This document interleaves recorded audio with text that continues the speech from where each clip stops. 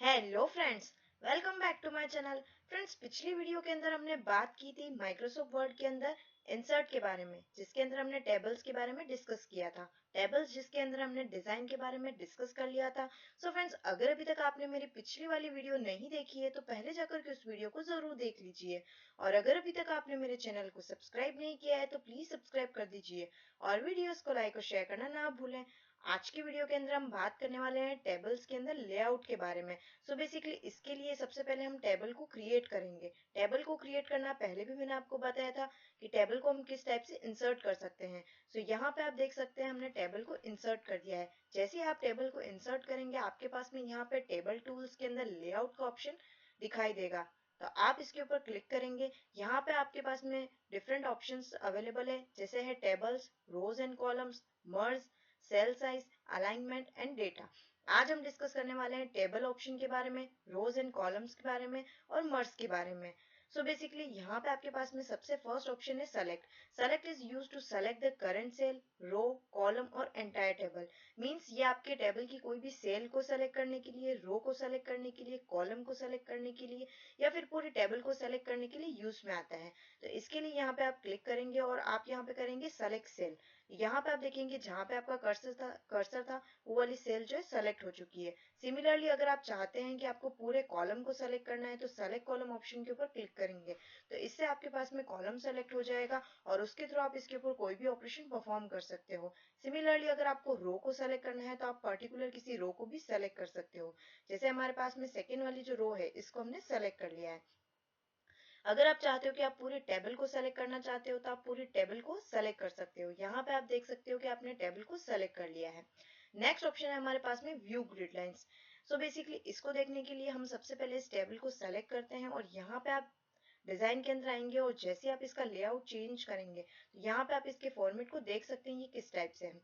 अब हम क्या करेंगे, इस टेबल को सेलेक्ट करेंगे। इस पूरी की पूरी टेबल को हम यहाँ से सेलेक्ट कर लेंगे।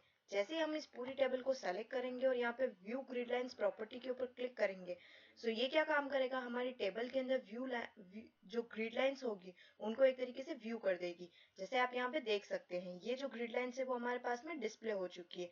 सिमिलरली अगर आप इनको रिमूव करना चाहते हैं तो अगेन आप व्यू ग्रिड लाइंस के ऊपर क्लिक करेंगे तो ये यहाँ से जो एक तरीके से रिमूव हो जाएगी।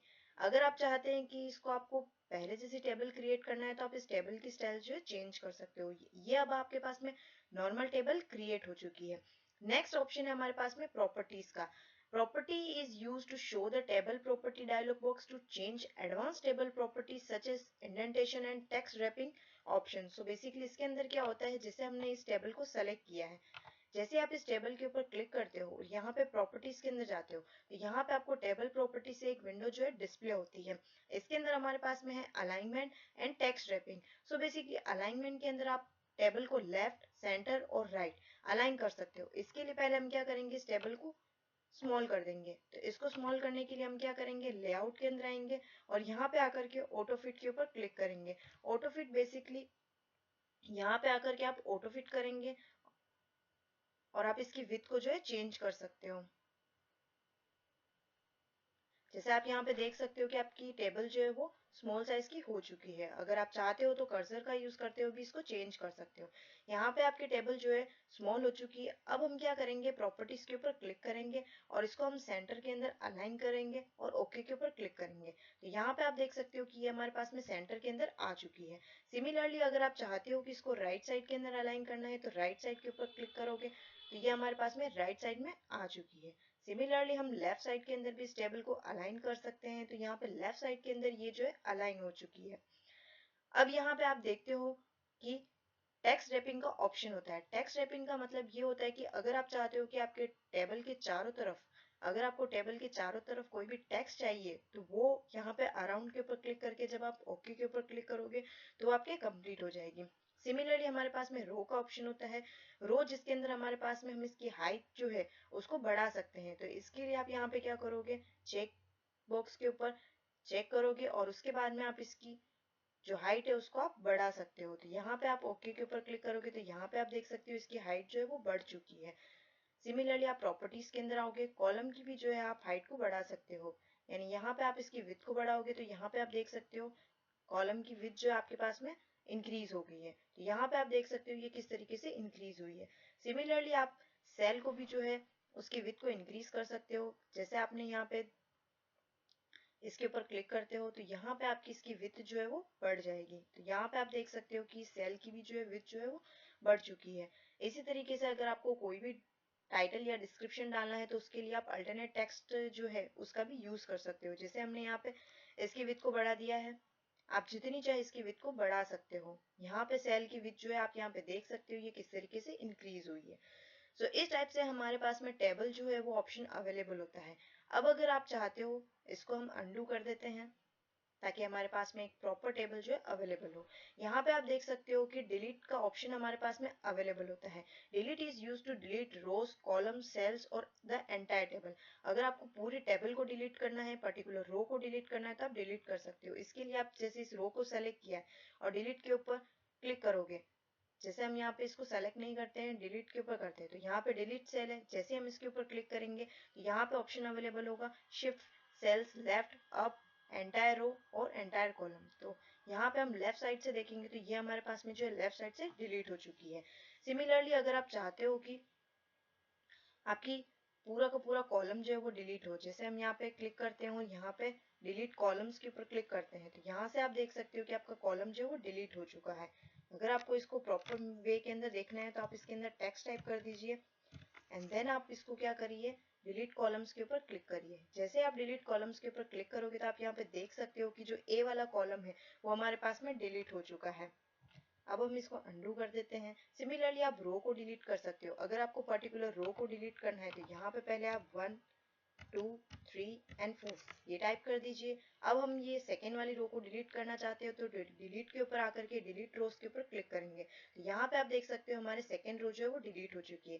सिमिलरली अगर आपको टेबल को डिलीट करना है तो यहाँ पे आप देख सकते हो आपकी टेबल जो है वो डिलीट हो चुकी है। अब अगर आप टेबल के ऊपर दूसरा ऑप्शन देखना चाहते हो तो सिमिलरली आपने टेबल को जो है क्रिएट कर दिया है। जैसे ही आप टेबल को क्रिएट कर दोगे यहाँ पे आप राइट करोगे A B C and D. अब यहाँ पे आप टाइप कर दीजिए 1 2 एंड 3। अगर इस सेल के अबो आपको कोई भी सेल जो है इंसर्ट करनी है, मींस इंसर्ट अबो किस लिए यूज में आता है, add new row directly above the selected row. तो जैसे आपके पास में ये सेलेक्टेड रो है 3, इसके ऊपर अगर आपको कोई भी रो चाहिए तो आप इसको इंसर्ट कर सकते हो। यहाँ पे आप देख सकते हो एक रो जो है आपके पास में ऊपर जो इंसर्ट हो चुकी है। सिमिलरली अगर आप 1 के नीचे कोई भी इंसर्ट करना चाहते हो तो इंसर्ट बिलो के ऊपर क्लिक करोगे तो ये इंसर्ट हो जाती है। तो ये दोनों जो है वो आपके पास में रो को इंसर्ट करने के लिए होते हैं। सिमिलरली इंसर्ट लेफ्ट और इंसर्ट राइट जो है वो कॉलम्स को इंसर्ट करने के लिए यूज में आते हैं। जैसे आपने इस वाले बी वाले कॉलम को सेलेक्ट किया है, इंसर्ट लेफ्ट करोगे तो यहाँ पे आपके पास में ये कॉलम जो है आ चुका है। सिमिलरली सी के ऊपर इंसर्ट राइट क्लिक करोगे तो यहाँ पे आप देख सकते हो कि एक और कॉलम जो हमारे पास में इंसर्ट हो चुका है। तो ये रोज एंड कॉलम्स हमारे पास में यूज में आते हैं। नेक्स्ट हमारे पास में होता है merge cells. Basically merge cells क्या काम करती है, दो सेल को मर्ज करने के लिए यूज में आती है।